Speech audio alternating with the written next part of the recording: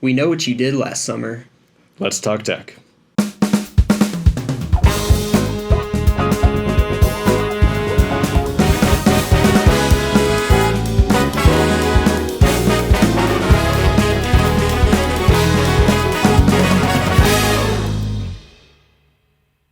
Welcome to News.exe, the best technology-centric news show on the Burk IT YouTube channel, guaranteed. I'm Noah Parker. And I'm Michael Trotter Lawson. This week we discuss data privacy, how it's more important now than ever, despite being nearly impossible. But first, it's time for notable news you need to know.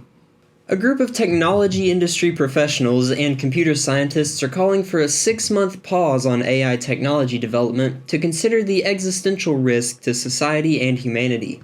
Including notable names like Elon Musk and Apple co-founder Steve Wozniak, the group published this letter in response to San Francisco startup OpenAI's recent release of GPT-4, an even more advanced successor to its widely used AI chatbot, ChatGPT.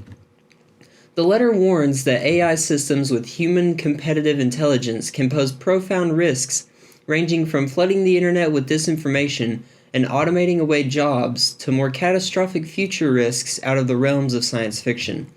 It reads, quote, "Recent months have seen AI labs locked in an out-of-control race to develop and deploy even more powerful digital minds that no one, not even their creators, can understand, predict, or reliably control," end quote. I mean, pausing AI development feels like hitting the snooze button on the inevitable robot uprising, but we'll deal with it later when we're more awake. We may be seeing the end of Twitter as we know it, as Elon Musk moves to restrict the reach of those unwilling to pay for verification on the social network. Earlier this month, all legacy verified users lost the blue checkmark designed to distinguish themselves from imitation and parody accounts. And according to new Twitter policy, verified checkmarks are now offered only through a paid subscription. Organizations will have to shell out $1,000 a month to obtain gold checkmarks, while individuals can get blue checks for a starting price of $7 a month in the United States. Without this paid verification, starting as early as tomorrow, users will not be seen in Twitter's default For You page, severely restricting their reach. Notably, the New York Times has announced that it will not be acquiring the gold organization checkmark, nor would it fund its reporters' individual verifications. Time will tell how many other companies stick with Twitter following this dramatic shift in policy. 3CX, the VoIP PBX software provider with more than 600,000 customers and 12 million daily users, had its desktop app flagged as malware, but decided to take no action for a week when it learned it was on the receiving end of a massive supply chain attack. A series of 3CX users received warnings about a potential supply chain attack from their SentinelOne endpoint malware detection service.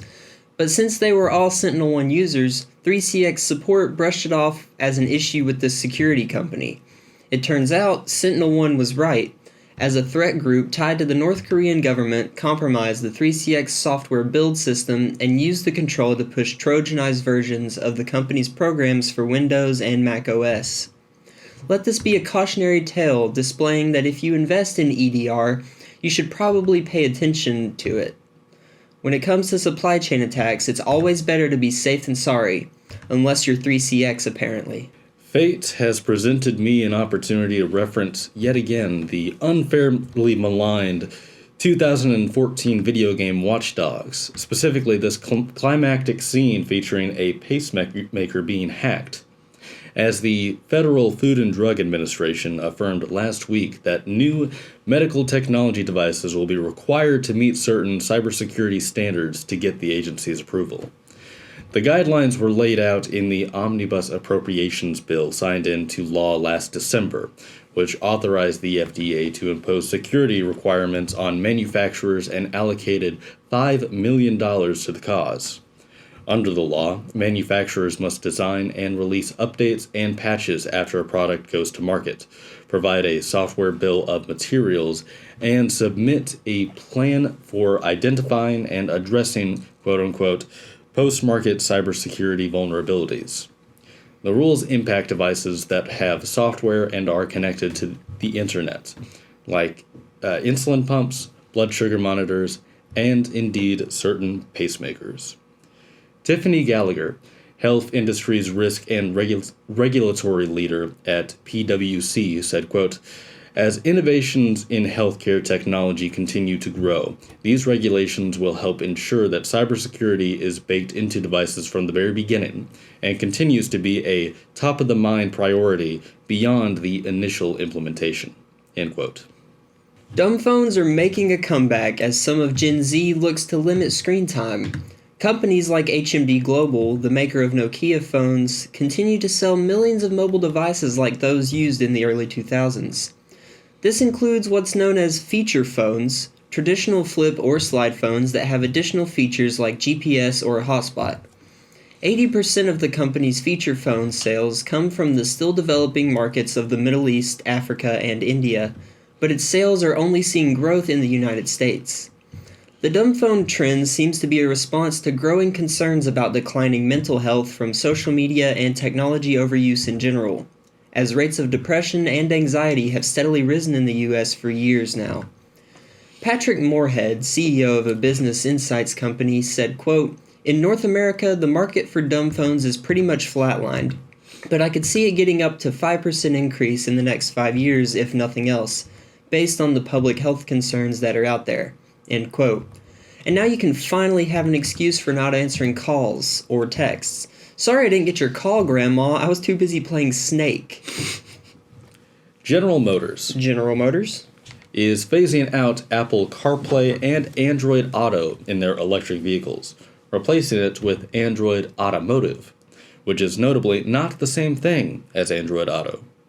Android Automotive is the built-in OS of the car, meaning that the newest GM EVs will not support smartphone connectivity. Mike Hitchme, Vehicle Cockpit Experience Executive Director at GM, claimed that there are upcoming driver assistance technologies that are more tightly coupled with navigation features, and the auto manufacturer doesn't want them to require a smartphone.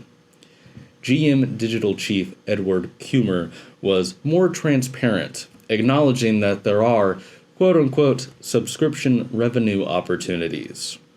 This trend toward subscription costs present in modern vehicles has been seen across the industry, with many car makers clearly unsatisfied with the tens of thousands of dollars their vehicles cost up front. We seem to be on the road to free-to-drive vehicles that just pester you for microtransactions every time you use a turn signal. That's all for today's notable news you need to know, which means it's almost time for our main story. But first, this. Fred fed Ted bread, and Ted fed Fred bread. It's close. That's pretty good. It's close. Fred fed Ted bread, and Ted fed Fred bread. That's good. Oh, good God, these are... Oh no. Have you seen this last one? I have, yeah. Okay. Amidst the mists and coldest frosts, with stoutest wrists and loudest boasts, he thrust his fists against the posts, and still insist he sees the ghosts. The skunk thunk that the stump stunk, but the stump thunk that the skunk stunk. Nailed it. Nailed that one. How can a clam cram in a clean cream can? How can a clam cram in a clean cream can? Wait, what? How can a clam cram in a clean cream can? Clean cream can. Clean cream can. A synonym for cinnamon is a cinnamon for synonym. Wait, no, a synonym. Okay, I missed that one. I expected there to be another. Yeah. Shut up. A synonym for cinnamon is a cinnamon synonym. Should I be reading these faster? Am I going too slow? I feel like you might be going a bit slow, but it's probably fine. A synonym for cinnamon is a synonym. Yeah, it's funny if you do that. A synonym for cinnamon is a synonym. To begin to toboggan, first buy a toboggan, but don't buy too big a toboggan. Too big a toboggan is too big a toboggan to buy to begin a toboggan. Had it up until that last part. Yeah, you're doing great. To begin to toboggan, first buy a toboggan, but don't buy too big a toboggan. Too big a toboggan is too big a toboggan to buy to begin to toboggan. I feel like I'm not even speaking English. To toboggan. They're like, what? Susie works for a shoe shine shop. Where she shines, she sits, and where she...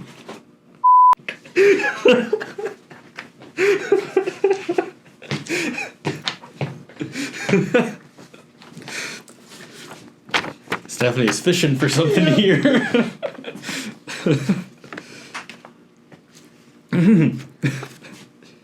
Susie works for a shoe shine shop. Where she shines, she sits. It's hard with you laughing back there. I just really want you to say, where she shines, she she shines.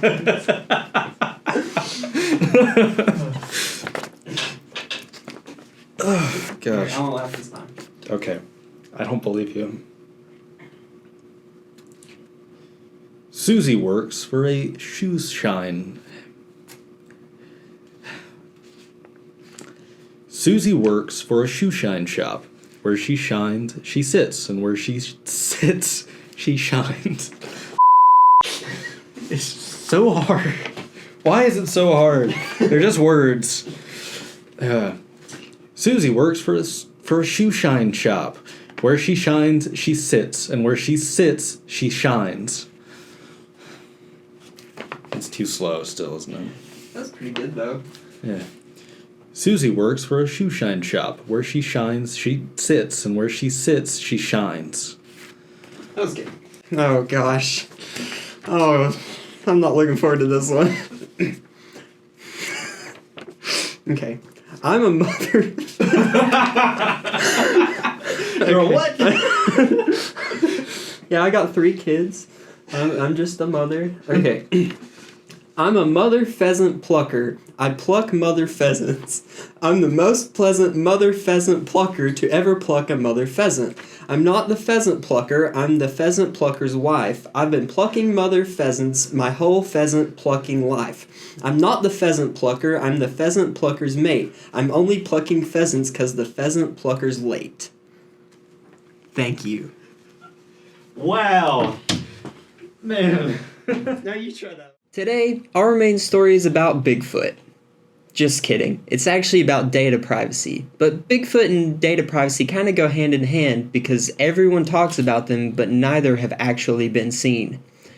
Data privacy, also known as information privacy or data protection, is the relationship between the collection and dissemination of data, technology, the public expectation of privacy, contextual information norms, and the legal and political issues surrounding them. While the concept of privacy dates back to ancient Greek philosophy, the notion of any right to privacy has only existed for roughly the last 150 years. This is a result of the natural progression of technology, as prior to mass communications like TV, radio, and of course the internet, there was a natural assumed privacy for people that could only be violated by spying in the literal physical sense. Thus takes us to 1984, or rather 1948, when George Orwell wrote the dystopian novel that modern politicians love to reference whenever there's a new privacy-related law that they disagree with. 1984 informed many people's idea of what a mass surveillance state would look like, establishing the fear and speculation surrounding security cameras, tracking devices, and censorship that persists to this day. However, the truth of the matter is that large social media companies, rather than the government, are able to monitor a user's data and decide what is allowed to be said online through their censorship practices, not necessarily to forward any particular political view, but as a method to maximize profit. However, That doesn't mean that the government won't take advantage of the opportunities and tools provided by these private companies. We will come back to social media's role in the dissolution of privacy rights, but first, let's establish what privacy rights do exist here in the United States, because they're kind of like a puzzle. Everyone has a different piece, but no one can figure out how to put it together. Several recent prominent Supreme Court cases have protected some digital privacy rights, such as United States v. Jones, which established that trackers could not be used without a warrant, Riley v. California, which established that police could not search a suspect's phone without a warrant, and Carpenter v. United States, which established that police could not warrantlessly access phone records. All these cases were ruled based on a reasonable expectation of privacy, interpreted in the Fourth Amendment. Despite these rulings, we know government agencies have been skirting this issue of privacy for decades now, largely thanks to infamous NSA whistleblower Edward Snowden. In 2013, Snowden revealed a series of severe privacy violations committed by the NSA in the name of national security and stopping terrorism. Ends justifying means have long created the validation for privacy violations in the United States and similar nations like the UK and Canada, with these Western nations touting the importance of safety and security over privacy. The NSA specifically has garnered a reputation for collecting mass quantities of Americans' data, with the bulletproof defense that it might just come in handy someday.